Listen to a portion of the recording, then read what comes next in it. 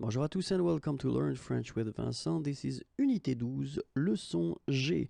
And in this lesson we'll see or we'll continue our series of videos covering the topic les préfixes et les verbes. And in this video we'll see the verb lever.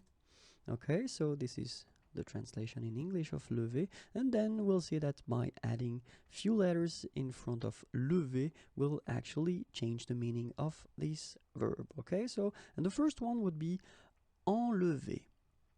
Enlever. Relever. Relever.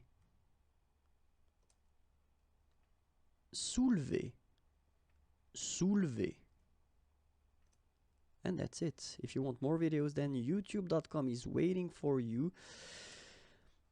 Like me on Facebook, I will be so happy. This is the address. And then more material can be found right here, www.imagier.net. Have a great day. Bye-bye.